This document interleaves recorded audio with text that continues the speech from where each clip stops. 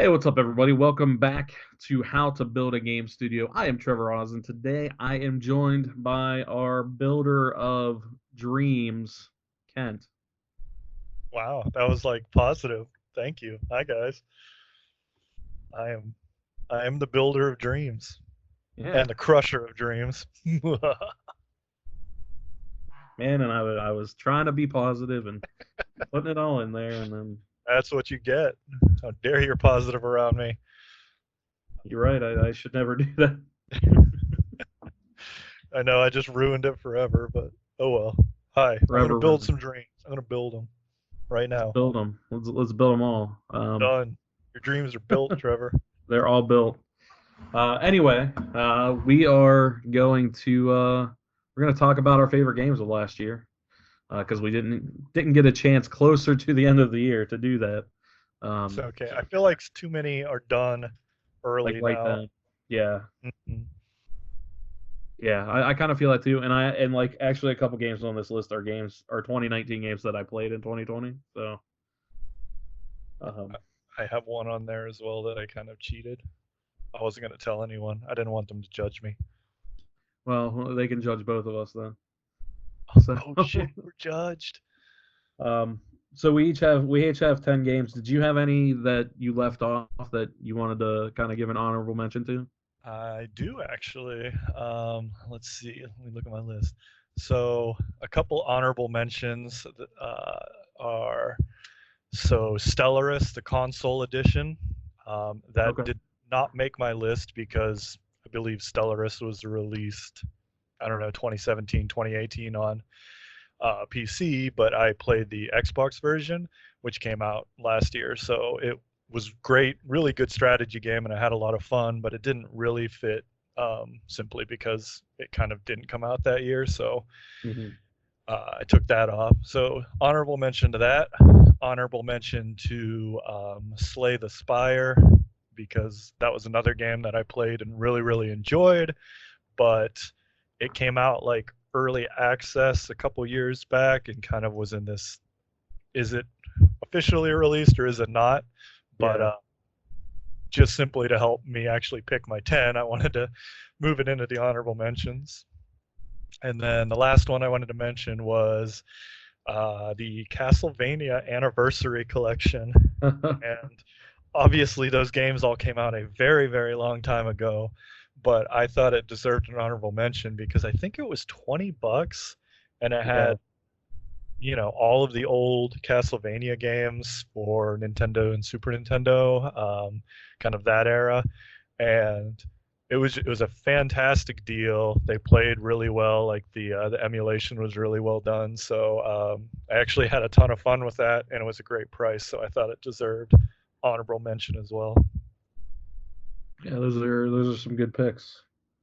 Some good picks. I have a few honorable mentions too. Um, one of my honorable mentions, which I thought earlier in the year it was going to actually make my top 10, but it didn't. It was the Division 2. Mm, I know you Um, played a lot of that. yeah, I played a lot of it, and it was a lot of fun. It just like playing the games I played towards the end of the year, it just didn't hold up, I don't think. Um, Well, now so it's it, $3, so yeah, I know, right? So pretty awesome. if nobody bought it before now, you should just go buy it. Yeah, I don't know if I'll ever play it, but I definitely bought it because I was like, $3 is an absurd price. If I Yeah, ever happen to play it, it's worth having that. exactly. Yeah. So for $3, yeah, it's well worth it. Um, the next honorable mention I had was Tetris 99 I on thought the that was going to Nintendo be in your 6. list. I'll be honest. I'm surprised. Yeah, it was also pretty close too, but then like realizing like looking at the other games on my list, I didn't play it as much as I played a lot of other stuff. So, but it's always one that like I will sit there and like every once in a while I'll just go back to and play a couple games. So, Mhm. but I like how their take on the battle royale genre. Um, and then my last honorable mention is actually Wargroove. Yes. Yeah, I like. Actually, I guess I'm glad you mentioned that because it was also going to be in my honorable mentions. I enjoyed it, but it kind of fell off the list simply by not because there was problems with it, but because it was a pretty solid year for gaming. So Yeah. Yeah, like I liked it. I just at least for me, like I hit a wall with the difficulty curve in it. Um, it did have, it was definitely not like a gradual curve. It was like insanely easy, yeah. super difficult mission, insanely easy, super difficult mission. Yeah, so like I definitely hit like a wall and I was like, okay, I do want to keep playing this, but uh I think they just did some DLC recently that brought in new characters. I wonder if maybe they did any patching. I'm not 100% sure. yeah, I'm not sure. It's something I'd like to re-explore at some point for sure. Um but yeah, that's the last honorable mention I had on my list. Um I do want what to say just a general thing for this year is um, I made two big notes this year because I think this is the first time we're doing this on Winterborn, but it is, yeah. for people that don't know, Trevor and I have been doing a Game of the Year podcast for quite a while. Previous to Winterborn, we did it on his Spider Duck podcast. Um, but one thing I noticed this year is a lot of previous years I had a lot of big AAA titles, and this year I actually was pretty heavily either indie or kind of that middle ground AA space. So I Mhm. think 2019 was a great year, both for indie games as well as kind of that AA sector that kind of died off for quite a while. But Yeah. I feel like it's made a little bit of a comeback, which is great because I have some hidden gems I think in my list. And then also just in general, it was an amazing year for games because there are so many that probably would be on my list that I just literally had no time to play. So like Yeah. I haven't had a chance to play Sekiro. I haven't had a chance to play Shenmue 3, like Greedfall, like Fire Emblem 3 or Fire Emblem 3 Houses. There's just so many big games that came out this year. I didn't have a time to play. So if there's games missing from my list, that's probably why. Yeah, that's where I'm at too. There were I knew there's going to be some games on your list because I have an idea of what maybe a couple of them are that I wanted to play and just didn't get the chance to. So, uh, yeah, it's been a really good year in games, and I surprisingly have more uh triple A releases than I thought I would on this list. I was wondering if we were going to do the swap because usually it's the other way around where you have primarily indie stuff and I have primarily AAA, but it looks like we swapped this year. Yeah, so it'll be interesting. So Count, what do you have at number 10? So my number 10 is Toe Jam and Earl, Back in the Groove. Um, so I I played through this a couple of times with actually different people. In fact, I believe Yeah, you and me I and you played played. it. Yeah, Yeah. Um, and I played through once. Genevieve and I played together, and it was just, it, I'm sure a good chunk of it was nostalgia, for but sure. Yeah. it was just a really fun co-op game. It didn't take that long. Like it was, I think maybe $20 when it came out. I honestly can't remember. It wasn't Yeah, expensive. it was either 15 or 20. I can't remember. Yeah, I think I may have picked up a code at PAX or something actually. I can't. Oh yeah, I did. They had like I bought a T-shirt and the game at PAX. Um, but yeah, it was just it just kind of scratched that couch co-op itch. It had a Mhm. little bit of nostalgia, thinking about the old game, and it was improved just enough that like it would be really hard to go back and play the original one. I feel like now, um, and there was still a little bit of that in this version, but they addressed enough to kind of bring it into the modern era, and Yeah. it was just a fun playthrough. So definitely, if you're looking for co-op, it's worth picking up and playing through with a friend. Yeah, I would agree with that. It was a lot of fun, especially if you were a fan of the old school one, because it definitely still hits all those old school beats of the Mhm. original while feeling more modern for sure. I see what you did there. Old school beats. I didn't even do Uh, that on purpose. it sounds like it. I'm just that good, man. I do it subconsciously now. I guess that's a good thing. um, so my number 10 is a game that I didn't think would be on this list. And I haven't even gotten to finish it yet, but my number 10 is Death Stranding. I was wondering. I have not played that yet. I was wondering if you had had a chance to check it out or not. Yeah, I played, I want to say like 20 hours of it. I think I'm probably maybe like a third of the way through it. And it's like I don't I don't know why I like it. It's literally just like FedEx Simulator the game. But there's just something to it that like is very satisfying when you're playing it. Like the loop of, delivering the packages and going through the rigmarole of that and traveling across the country and bridging the nation and all that kind of hokey weird stuff combined with just like how actually freaking good it looks. Just kind of is extremely satisfying to look at and play. And like the soundtrack is so like laid back and chill. Like it's just kind of one of those things where like you just hear the background music and it's like, okay, like I feel good about my day just delivering these packages. Like, So we know that you can be a FedEx or UPS driver if this game dev career goes south. I don't know about that. I mean, that's doing that job's a lot of hard work. I can't just use a controller to move around. But Hey man, maybe in the next couple of years, who knows? yeah, that's true. But So, but yeah, so here's the question: do you feel like if you continued playing the game, do you think it may have climbed any higher in your list, or do you think it's a pretty solid where it's at? I'm curious. potentially, yeah, I think it could. Wow.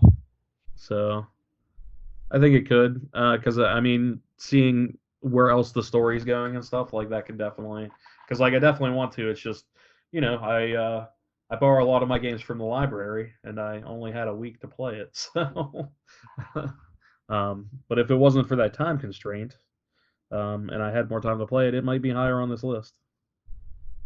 That's for sure. That So speaks well to the game. yeah, yeah, I was very surprised because I did not care about it whatsoever before it came out. So like I don't dislike Kojima stuff, but I'm also not like I need to play the every Kojima game ever, Oh I'm man, like the internet is going to come and stab you in the face very shortly after this airs. I'm just very agnostic when it comes to Kojima. I'm Like I'm kind of the very same. Like I generally enjoy the stuff he does, but I'm not like, oh, it's a Kojima game. I desperately need to play it, and I'm sure it will be amazing. I'm like, oh yeah, this is yeah, fun. Or oh, I liked Metal Gear. I yeah, didn't like exactly. I liked Splinter Cell more, but Yeah, same. Yeah. whatever. Yeah, I'm not champing at the bit for the next Kojima game, but I sure am champing at the bit for that next Splinter Cell game, Ubisoft. Give up, man. It's never happening. I know, it's sad. All right, so moving on to my number 9. Um, this is a game that I wouldn't have also expected it to be on my list. But I thought they did a really good job with it is Apex Legends. I thought very briefly about this one as well, actually, because while I don't like Battle Royale games, I do like that game, and it Mhm. just kind of got knocked off my list. So it's nice that it did make it on somebody's list. Yeah, like I just enjoyed playing it. Like I played a bunch with a friend of ours, Timmy, because he was playing it with one of his coworkers, and I would get on there and play with them, and it was just a lot of fun. It was a lot of fun playing Battle Royale. Like the actual movement and everything wasn't clunky as hell like PUBG, um, and that sort of thing. And I think they combined the two best things about shooters in recent years, which is like the battle royale stuff with like the hero shooter. So I think Yeah. they did a good job of marrying that, and then using the base of Titanfall's gameplay Yeah. I think just makes No it a one winning combination.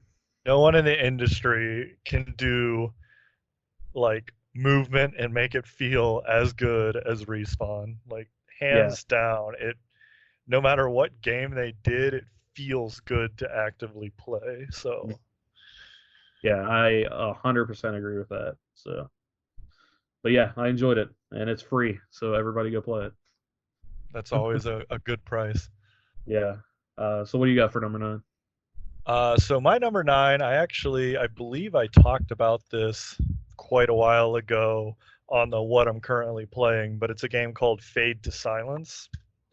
And it's one of the ones in that kind of double A, kind of like mid-tier space where it probably would have went a little higher on the list, but it was pretty buggy, and definitely had a lot of rough edges. But it's kind of like a exploration slash survival game, but it has a little more in the adventure department. It's not just like a survive. It actually has kind of an interesting story to go with it, and the enemies are kind of like it's post-apocalyptic, but it's almost like a Frostpunk style post-apocalyptic. Mhm. But all the enemies are the kind of like eldritch horrors from another dimension type deal. And it was really a unique setting. It could have used a little more in the way of polish, I think, to hit a broader audience. But I'm a sucker for snow games, as you know, I know Boo is as well. So I bet this is one that he would enjoy. But yeah, it's just the unique setting and like the good but not great kind of gameplay and everything pushed it up there for me. And I just really like finding these hidden kind of gems in the mid-tier gaming space. Nice. Nice. Yeah, that's one that wasn't on my radar. Um, but definitely one that I should probably check out at some point. Yeah, I would say I think I got it at 40. I would say like anytime it comes out on a decent sale, it's worth checking out because it can take a while if you want to do kind of the completion route, but it's not actually that bad if you just kind of want to play through through kind of the main story. And Mhm. it's set up in a way where you do kind of perma die, but you have X amount of respawns, and then you can basically kind of you kindle these flames in order to be able to respawn again. And then when you run out and permanently die, you get a boost that applies to your future new games. So it's kind of this persistent restarting, and they actually tie Okay. that into the story in an interesting way. So Hmm. it was unique. I liked it. Nice. So what do you got for number 8? For me, number 8 was Bloodstained Ritual of the Night. And I really enjoyed playing through this. You know, I love those kind of Metroidvania style games, and this, it, it was definitely not up to the level of Symphony of the Night, but it kind of had that, it had the slight tinge of Symphony of the Night in it. Um, Honestly, I probably would have put it higher on the list if it wasn't. It was pretty rough. Like I had a lot of bugs during my playthrough, and apparently it was even worse on launch because I played it a little while after. Yeah. But just the core gameplay and like the design and kind of how enjoyable it was to go through and explore the whole area and get all the items. Like I 100% completed this one. Yeah. It was really enjoyable, and I'm hoping that it did well enough that they'll be able to bring out, if not necessarily a sequel to the game, at least another in that style, but with like a whole lot more polish and work on it, and then I think it'll really like shoot up to the top of the charts. Yeah, I enjoyed Bloodstained. I didn't play a ton of it, but I at least made it through a couple of the bosses, and I enjoyed what I played. For some reason, I I tend to not stick to the Metroidvanias as much as I would like to. Mm. Even though I really like playing those games, I end up like just not sticking to them, and I don't know why. Might just be I got distracted by something else, but yeah, Yeah. I enjoyed what I played of it. Yeah, they are kind of tough because it's not like they're not the style of game that you have to be like, I have to keep playing. You're like, okay, I did this little chunk, save and quit. Okay, I did this Mhm. little chunk. For me, I think I was playing it shortly after my daughter was born. So it worked really well because I would come, like, she would finally go to sleep and I'd have a short amount of time to play. And so I'd play 15, 20 minutes and then save and be done with it. And like, Yeah. I just played it in these little chunks. And I don't know if I would have sat down and just played straight through it, but doing it that way really lent itself, at least to me at the time. Yeah, that kind of reminds me a little bit of because the last Metroidvania I remember actually playing all the way through is Metroid Zero Mission on Game Boy Advance. And That's an apt Metroidvania style game to play. yeah, and with that one, I just remember I played through it because the way I mean, as you know, but maybe not everybody else knows, the way our school was set up is we had fourth periods that were spread between like one group would go to lunch first and then a second group would go to lunch second. So you would either have your class first or your class after that. So um, during my senior year, I would drive a friend home, but he had a different lunch than me. So I had to wait while he was in class for like an hour. So I would just sit there and play Metroid in my car on my Game Boy. Um, and and I swear almost every day our principal would come up to me, like knock on my window and be like, "What are you doing?" And I'm like, Sounds about right. and then I'd be like, "I'm waiting, just like I said yesterday, I'm waiting for, you know, what's his face to get out of class so we can so we can leave for the day." But yeah. Considering the number of times that same principal came up and was like, "Why are you playing hacky sack?" And like, we do it every single day. You'd think you'd notice while we're waiting for the bus. Yep. But yeah. But yeah, that's my Metroid memories for for this podcast. But yeah, my number 8, it's a game we talked about a bunch on this podcast, so I don't think I need to say a ton, but Resident Evil 2 remake. We have talked about it. Yeah, we've talked about it a lot. It's great. Very well done. Go play it if you haven't played it. It's worth it. So I haven't. I need to. I purchased it and I haven't had a chance to like sit down and play it. That's one of my damn. I wish I would have played this year because it probably would have been on this list. yeah, and honestly, earlier in the year, I would have thought it would be higher on my list. But there's just so many games this year that it's one of those where like it definitely deserves to be on the list, but it just didn't quite make it higher. Mm-hmm. So with that, I think I'm going to move on to number 7, which is a game that I also didn't think I would put on this list, but it is Luigi's Mansion 3. Um, I have never played a Luigi's Mansion. That's one of those series I've always meant to, and I've just never actually. I don't know why, sat down and played it.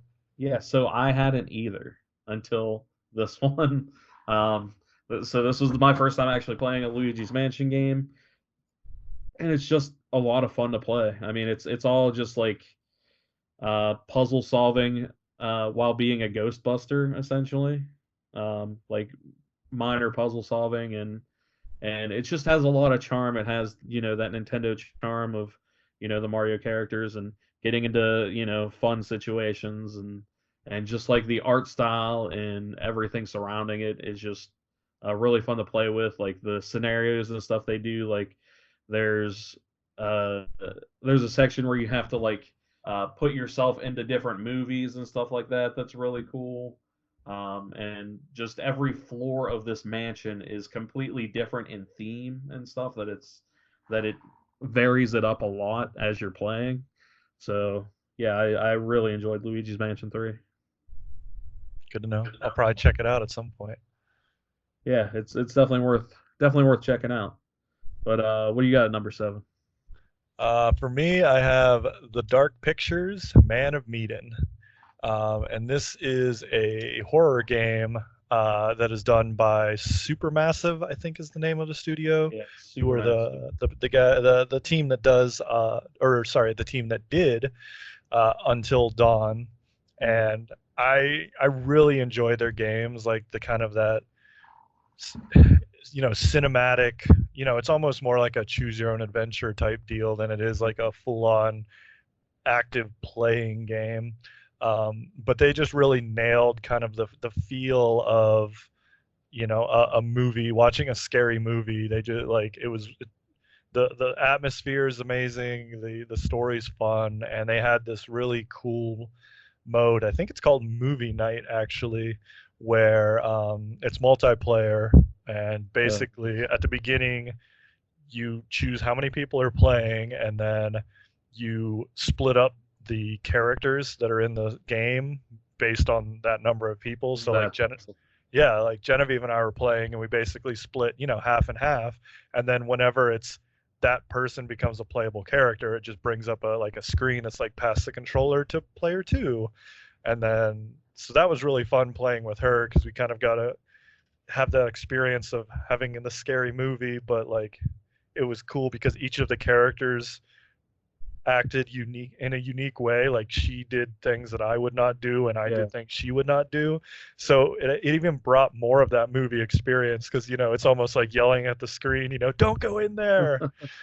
Um, but yeah, it's actually the game is the Dark Pictures is meant to be an anthology of games, and the Man of Medan, it was like the first in that kind of anthology. So I'm really looking forward to the next one to see what they do, because as long as they continue basically doing what they're doing, I'm looking forward to the whole kind of anthology, like as many as they release in it. It's going to be pretty cool to play. Yeah, I actually really want to play it. I just I the last time it was on sale, I bought it, and I Hmm. just haven't had the chance to actually sit down and play it yet. But it's It's definitely the way you should do it is definitely just get at least one, if not maybe two or three friends who want to come over, kind of split it up because it's not that long.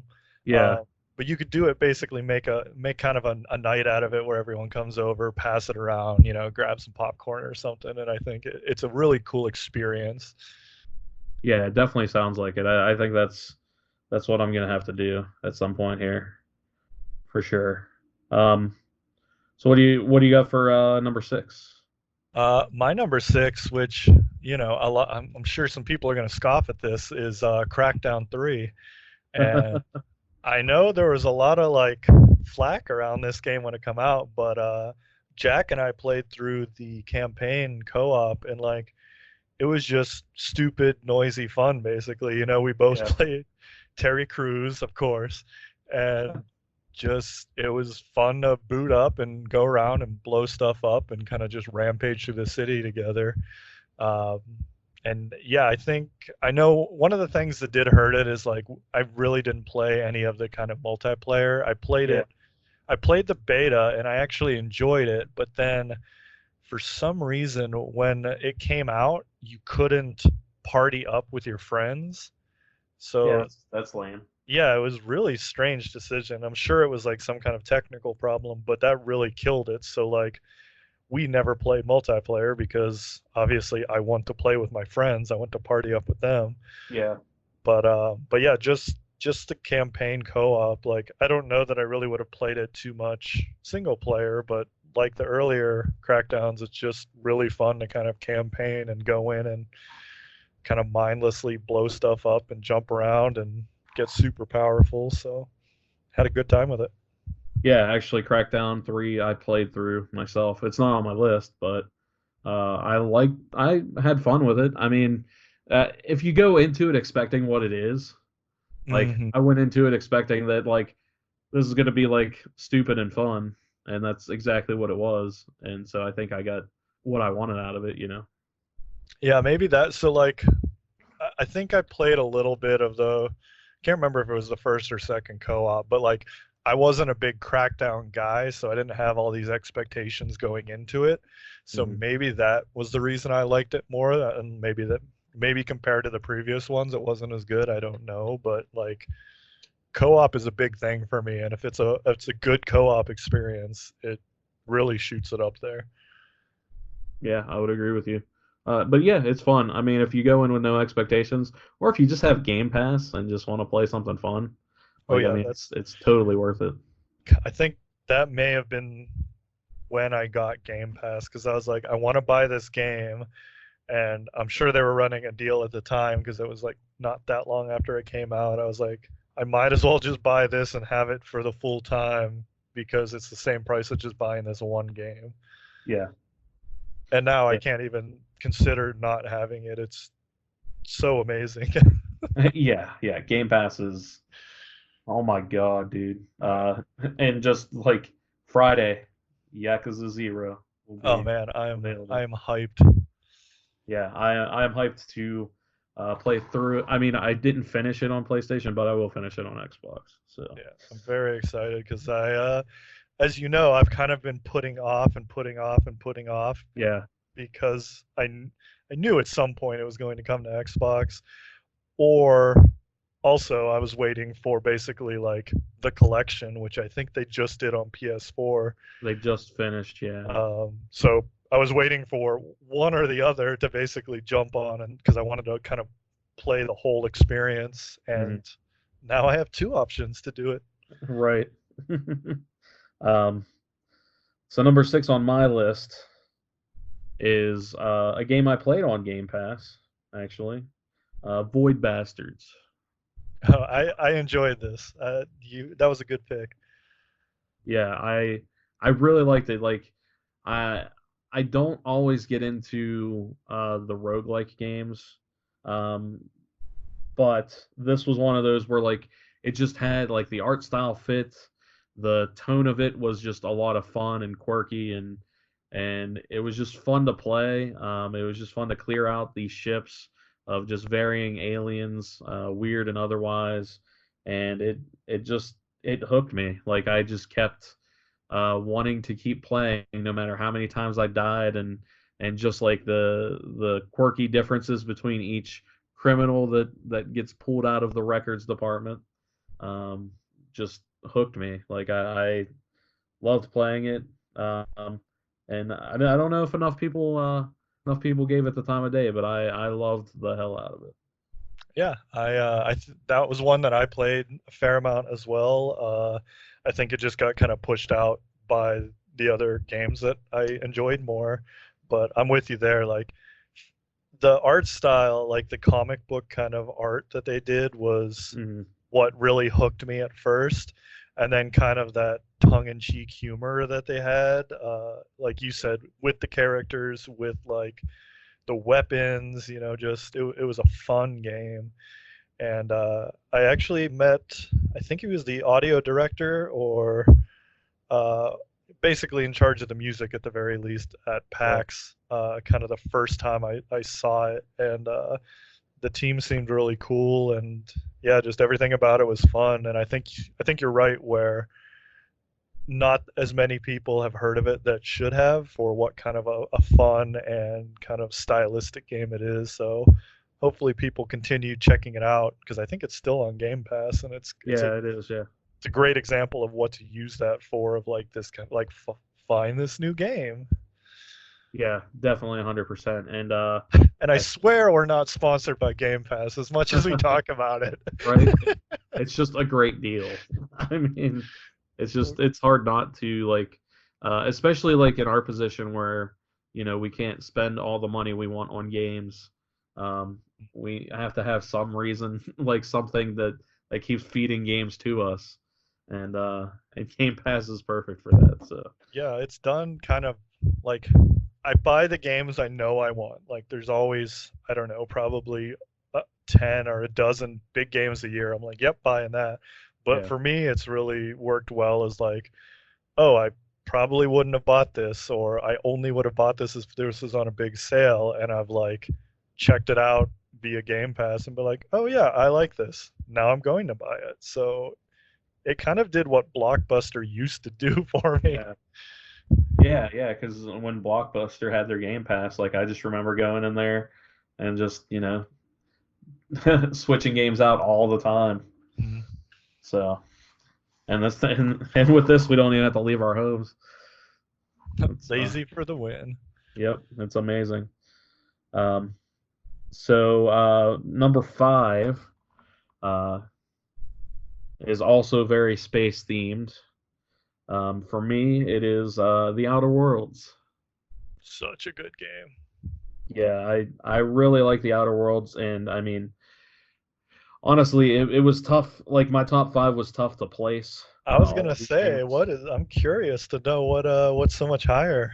There's a lot of good games that came out this year. Yeah, it's saying something for the quality if Outer Worlds is on 5. Yeah, so because I know it's on your list somewhere too. So we'll I'll let you talk more about it because I know I've talked about it a bit on here. But I'll let you talk more about it once we get to your where it is on your list. Um, but what's your number five? My number 5 is Metro Exodus. It came out, I think it was February. I know it was pretty early in the year. Mhm. But I've always been a really big fan of the Metro games. Like they just kind of have a unique theme and style. Like it's kind of like being in the Russian underground, like subways and everything is just something you don't see as often. And the gameplay, kind of the blend between it's not quite a shooter, it's not quite a stealth game, it's like kind of somewhere in there. I actually, I won't go too into detail because I'm pretty sure I talked about this in a previous episode as well. I actually did not enjoy Exodus as much as I enjoyed the previous ones, which is why it's 5 and not higher on this list.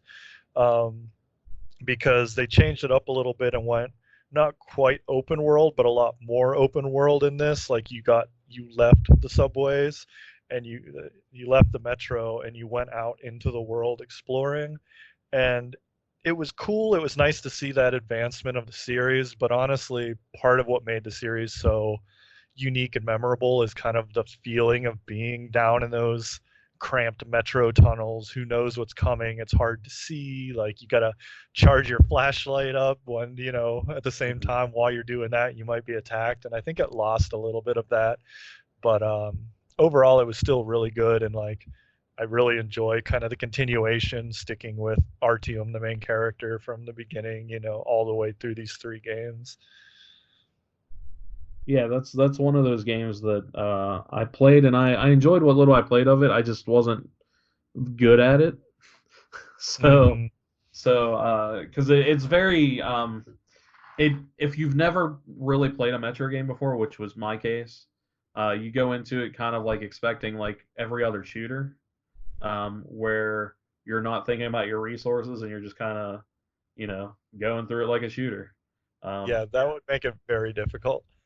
yeah, but the game is not really designed for you to do that. Um, so you shouldn't do that. Yeah, there was definitely advantages I had, like coming from previous games.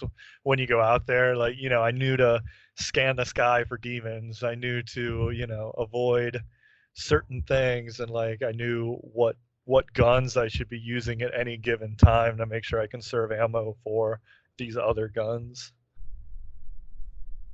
Yeah, that would definitely give you a leg up, I think. Um, so after Metro, what do you got for number four?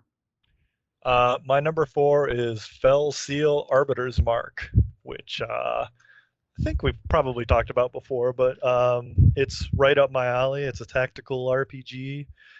Came out from an indie studio this year. I can't remember exactly when, but for me, the gameplay was like spot on, perfect, like exactly what I wanted. It was super, super fun.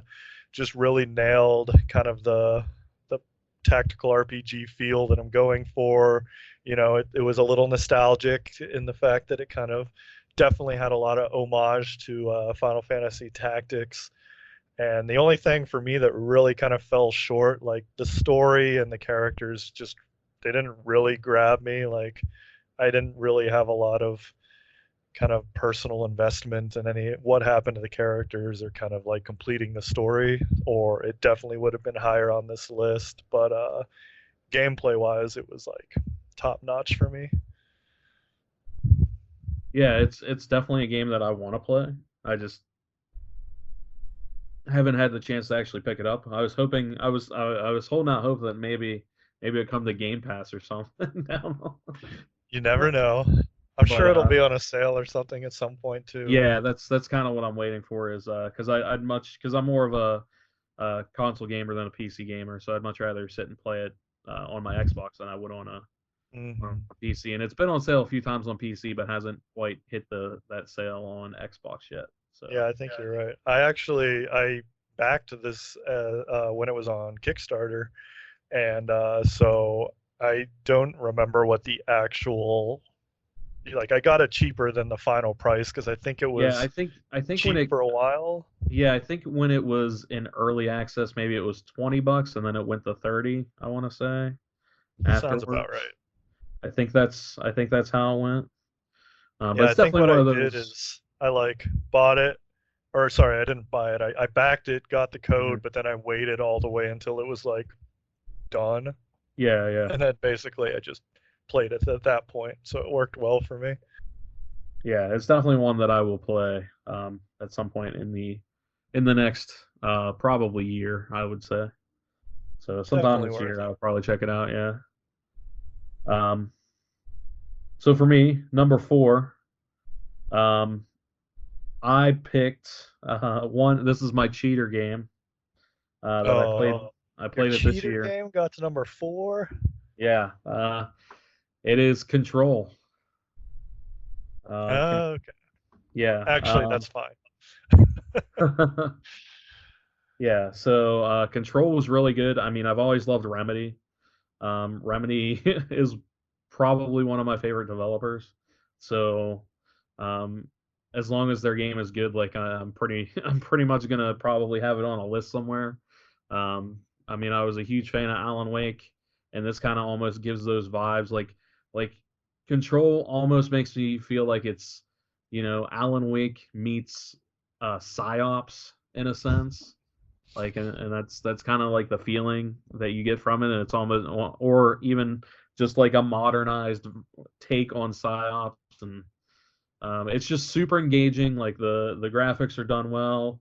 I know a lot of people's complaints were some technical hiccups, and I noticed some slowdown here or there, but nothing that hampered my experience. So, but I played the heck out of the game. I got almost every achievement. Um, I Nice. I am only missing one achievement in the game, and that is because it's to unlock all of the abilities, like the ability tree stuff. And the only reason I didn't do that is because you have to basically go around and find like secret rooms and stuff, and I just didn't have time to do that. Got to do the full completion. Yeah, so but other than that, I mean, I did all like, I fought all the enemies, I saw all the story stuff, I collected all the collectibles. Like, I mean, I played the hell out of this game, and it was worth every second. It was really well done. That's actually one of the major one of the major games that I wish I would have played. I have not had a chance to do it. It's on my list to jump on, but like you said, Remedy, pretty much everything they make is great. Like from Max Payne all the way up through Alan Wake, Quantum Break. Like I've always enjoyed everything they've done. So it's just it kind of came out right when things are really kicking into high gear work wise, and Mhm. the baby was coming shortly, and it kind of fell through the cracks. I was not able to kind of commit to and sit down and play it, but I probably will here within the next 3 or 4 months pick it up and play it through. Yeah, it's definitely worth a playthrough, 100%. Um, I loved it. So, and I can see why IGN made it their game of the year, for sure. Um, so, with that, my number three after Control is Fire Emblem Three Houses. Um, I too really enjoy turn-based strategy games. And Fire Emblem is more my speed, because they don't throw like a huge difficulty curve. Because I know you're more of like the hardcore. Um, I need my games to be hard to feel to It's the feel only anything. accomplishment I can feel in life.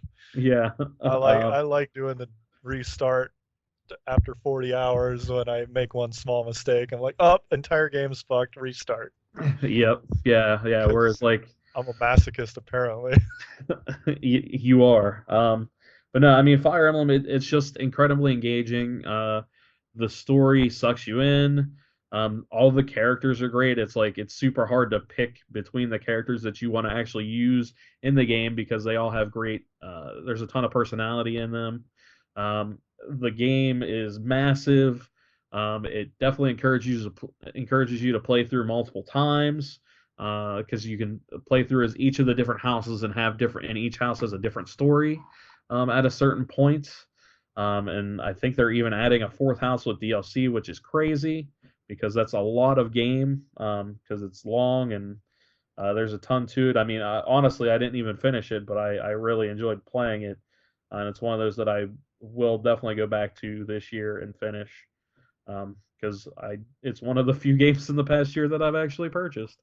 So, um, but yeah, Fire Emblem is a really great game. I have like a 95% certainty that if I had a chance to play it, it probably would have been on my list as well. And that's another one that I like very much want to play and just didn't really have a chance. So Yeah, at some that's point, I'll get around to checking it out. that's definitely the story of this year for sure.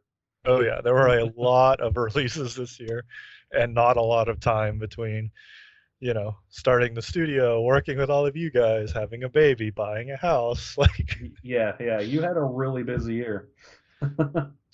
And although I want to say this year will be less crazy, but like obviously the more we're ramping up in the development of our game, I think whatever time I would have normally had is Just definitely going to going to be that, yeah, pushed into that. yeah, So yeah. whenever we release, maybe I'll have some time. What do you have at number three? So I want to say specifically that I had a very difficult time with my top three. Like, honestly, they could really switch back and forth in any order because they were all fantastic and really tough to choose. But what I have for my number three is The Outer Worlds. Um, as you know, Yes. it's just a fantastic game. Like Obsidian knows RPGs. They do amazing jobs, and like it was just it the gameplay was good, the story was good, the world and the lore was all good. It had humor, it had like pretty much everything you could really ask for in that kind of RPG, and just the only reason it isn't higher is just there were so many other good games that came out, and I think for me it would have definitely been either number one or number two if there's a pretty nasty bug that actually prevented me from finishing the game right at the end, Oh wow. and they patched it, but it was like I don't remember 2 or 3 weeks after I kind of got to that point. That So sucks. it really broke my kind of immersion out of it because I played it really hardcore up until that point, and then it just was a total progression blocker. So that I think if that wouldn't have happened, it probably would have been number two on my list. But because Hmm. of that, I was kind of like, I didn't really get the ending that I wanted, even though I went back later and played it. It didn't feel like it. Yeah, Uh, yeah, but aside from that, yeah, just I'm really hoping, like I think it did pretty well, so I'm really hoping that kind of spawns out. I would love to see more in that world, especially if they get like an even bigger budget. So, and I would be more than happy to play in Outer Worlds too. definitely. 100% agree. Good stuff. Um, so speaking of number two, what do you got at number two? My number two is A Plague Tale: Innocence, and just I know it's blasphemy to say, but I never really got into The Last of Us. Like, I know people are really going to get mad at me, especially Nick is going to get super mad at me if he listens to this episode. But just, like, I could not get into the game for some reason. Like, I played it for a while. I think I played it up through, like, Boston, which I know is not, like, I left Boston. And I know it's not a lot, like it's certainly not a big chunk of the game, but just Yeah. I kind of fell off and just really didn't get into it. And then, so this is almost my Last of Us, where like it kind of has a similar like sort of stealth, really narrative driven kind of cinematic feel to it. But I really got into this one, and it was just, the subject matter was really interesting, kind of, the Black Plague, and then the huge number of rats, and the characters were interesting, the puzzles were interesting, and just I kept wanting to go further. And actually the only thing that I dislike about the game is that they didn't delve even further into the lore. Like, I still have some questions, Yeah. which was probably purposeful. Like, they could definitely continue where they were going. And I don't want to say anything for fear of spoilers, but there were like not everything is answered over the course of the game, and I wanted more. I wanted it to keep going. But yeah, it was. I know it ended up on a lot of lists. Like, it got a Yeah. lot of Yeah. like narrative awards and like smaller studio awards, because like they're not AAA. I think they're kind of in that, like, it looks like a AAA game, but they're a AA studio and budget and everything, and just what they were able to kind of accomplish is amazing. So I would love to see kind of that world continued and delve further into that lore in a sequel. Yeah, that was definitely one of those games where I sat there and it was on sale for like $10, and I was like, and I mean, for me, budgeting $10 is a big deal right now. So I debated getting it, and I didn't end up buying it. Um, but it then ended up on Game Pass, and it's one of those where I'm like, I really need to sit down and play this. I just Mm. haven't had the chance to sit down and play it yet, but it's definitely one of those that I want to get to for sure. Um, but my number two is the second from the studio on the list. It is Star Wars Jedi Fallen Order. I was wondering if that was going to show up on your list. I would have been surprised if not. Yeah, I mean, I'm a big Star Wars fan. I'm a big nerd. It's essentially Star Wars as a Metroidvania. I don't, again, I don't finish a lot of Metroidvanias. I did finish this one. Um, but it's also got like the Dark Souls hooks in it.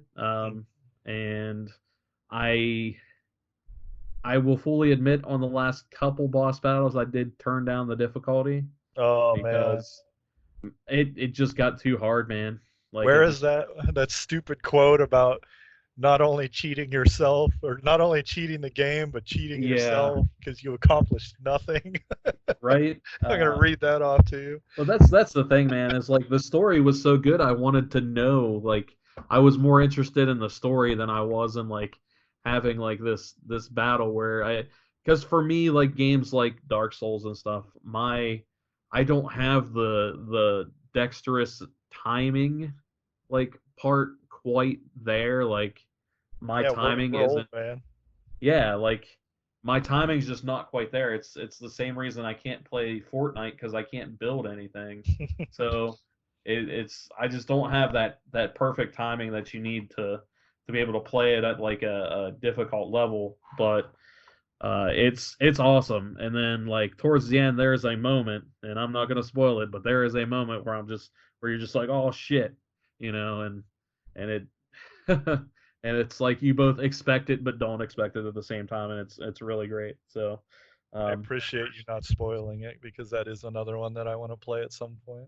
it's really great. Plus, uh, it also features music from The Who, uh, I spelled HU. Yeah, when you said that, for those who don't know, the Who have kind of become like our unofficial band here at Winterborn. Like, we love the Who. We play it at a lot of our meetings, like just to get us kind of pumped up, because the band is awesome.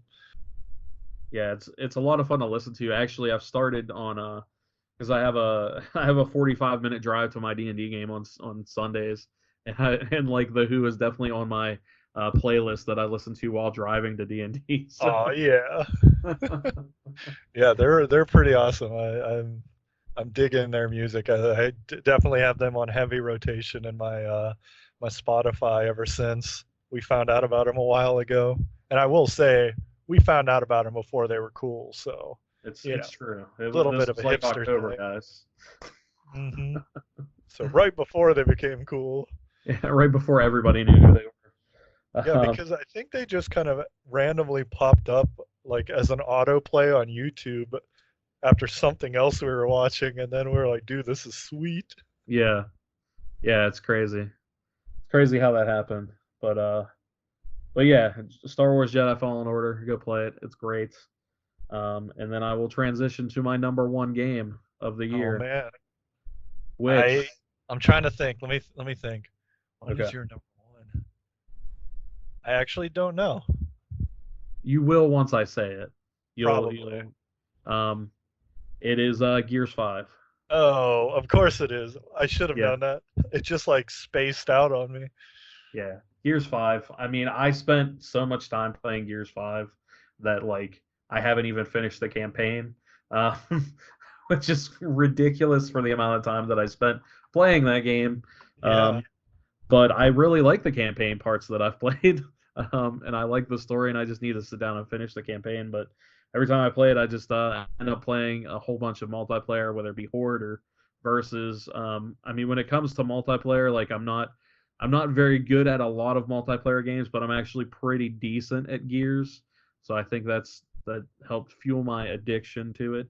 Um, but yeah, I just played so much Gears 5 that I couldn't not have it on the list, and I honestly I think it's the game that I played the most in the last year. Uh, Yeah, I and know it's a you were game. on a lot. Yeah, it's a game that I continue to go back to, especially because they they did the quote unquote battle pass kind of thing, except you don't pay for it; it's all free.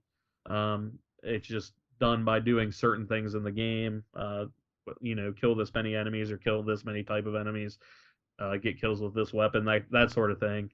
Um, it gets you to this point where it's like, all right, what medals do I have to try to get now, and so I can get all these unlocks this season and then I stop playing. And then once I'm a general for the season, I leave and don't play it again until the next season comes up, and then I play it Hmm. religiously.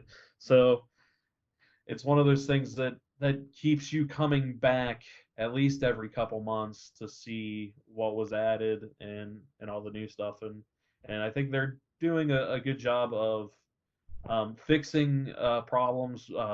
They work on the balancing of certain things all the time. Like I think the coalition is working hard no matter how many people cry and moan about it on Twitter and Facebook, about them quote unquote ruining the game. I actually really Of enjoy it. course. Any So changes made to any multiplayer game immediately ruins it. yeah, but no, I think they're doing a good job with it. I think they actually do listen to their community, and they keep adding more heroes and stuff to the modes. I love the new escape mode. It gives you like a sense of survival that a lot of game modes don't do, and it's just really well done. Every mode is a lot of fun to play, and every mode you can play with other people. So it's a thumbs up for me. Yeah, it is pretty cool the amount, the sheer amount of content you get from one game with all those modes is, Mm-hmm. hats off to them because, normally it's kind of either you get only one or two game modes, but they're quality, or you get one or two game modes that are quality and several other game modes that are shit. But like, I definitely have not played as much Gears as you have, but like, it seems like everything is quality and you get quite a few game modes, so that's pretty cool. Yeah, it's an awesome game. I think people should give it more of a chance than maybe they thought, but yeah, it's really great. I So know for me, I think the only reason it probably didn't really make it on the list is timing wise. For me last year, it came out kind makes of sense. right was it what, October, November? I think it came out the end of September. September. Okay. But that was Well, right before you were coming back here, so we could have our meetings. mhm. And And then I post bought that was the when, house in September. yeah, So exactly. basically Yeah. September, October, like gone. November and December were babies. So like kind of a lot of stuff that came out right at the end of last year, because I think Control may have actually, it may have been August or September. Basically the Yeah, latter I think half of the Control was year, August. Yeah. like everything was just a mess. A lot of stuff I didn't get to play. The beginning of the year was a little easier. Yeah. Yeah. Even just to round out my top three, Fire Emblem was in July, like right before stuff was starting to pull Hmm. up, and then Star Wars was November. So, it just they just didn't let you play any good games. Yeah. Well, they let you play a lot of good games, actually, I should say, Yeah, it was but a not you just big missed year. a lot of good ones. I missed all the latter half, which Yeah, hopefully I'll have time to play, but we'll see, because it's not like there is not a bunch of good games on the horizon for this year. So, yeah. Anyway, what's your number one? so my number one, I think I've talked about it a little bit on the podcast as well, is a game called Operencia the Stolen Sun.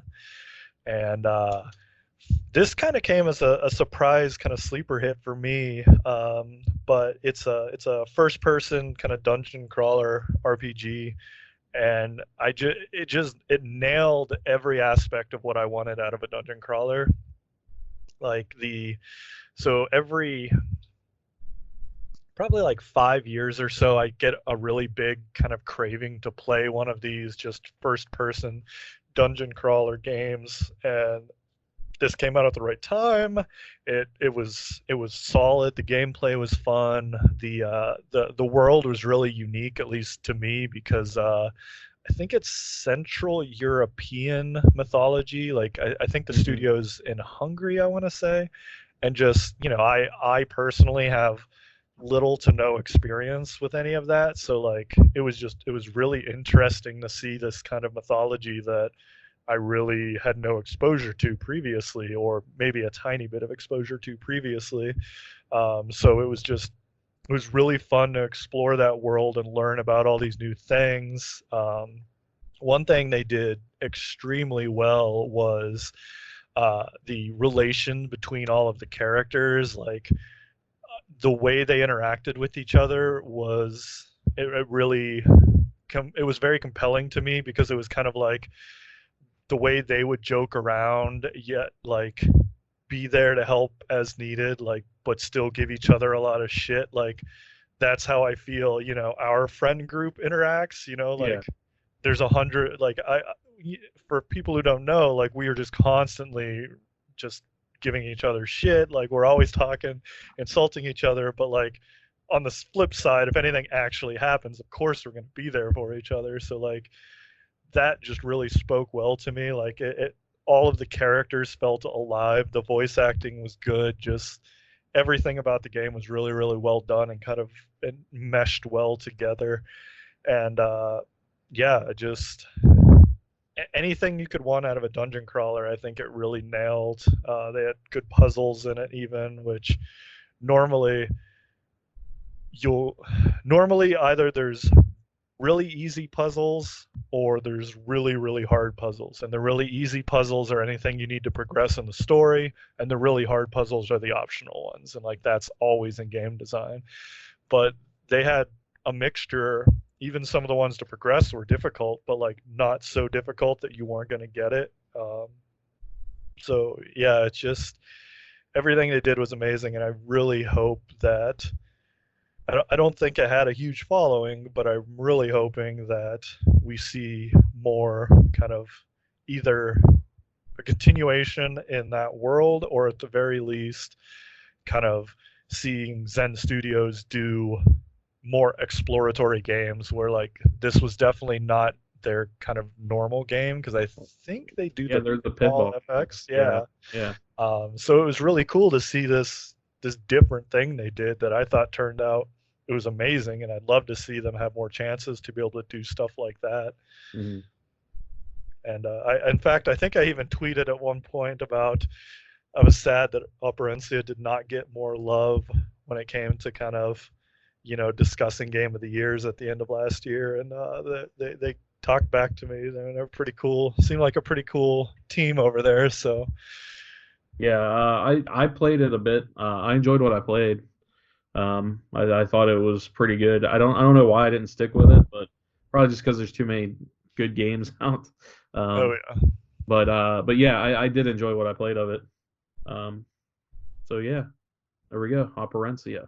yeah, yeah, solid year of games. I did not have any difficulty like filling in the top 10 slots. I had a lot more difficulty culling down to the 10 slots. Yeah, same here. And what we already mentioned it before, but it would have been even more difficult had I had more time, because there were probably 20 games that I'm like, oh, that would have been awesome, but I didn't have time to play it. So Yeah, exactly. Yeah, it's crazy. Like it took me a while to actually call down my list and then to actually order it mm, and that sort of thing too. So the only disappointment I have right now is that we didn't bug the other guys to see what their favorites were. I'm sure Moody's is Sekiro. Sekiro, yeah, That one's easy enough. That's his Oxygen. So yeah. He can't breathe without it. I don't know what Booze or Jax would have been. Yeah, it's hard to tell. Maybe we can get it and let people know in other weeks. Oh yeah, we can probably just ping them and you can add a little clip right at the end. Yeah, The magic of editing. yeah, exactly. Yeah. So, but yeah, I think that wraps up 2019 for us. Yep. I have Although we're I have one very important question before we end this podcast. okay. Did anyone ask about the shoes we wear? No, Oh, I'm so disappointed. no, no. I thought that was So going to people were just really going to be wanting to know. no, they weren't clamoring for it. So Oh, you've all disappointed us. so Um, disappointed. but hey, you can still ask that question by emailing us at social media winterborngames.com. You can ask us any other questions, and maybe we'll answer them on a future show. I'm never Um, answering. never answer. Nope. Uh, but again, thank you guys for listening to us ramble on about our favorite games and about all the other things that we ramble on about. Hopefully, we'll be able to talk about our game pretty soon here within the next couple months. And we appreciate you going on this journey with us. We'll be back in the future with more from us and hopefully talking to some more game devs and stuff later on this year. And we'll be back. So thank you very much for listening and see you later. Bye bye.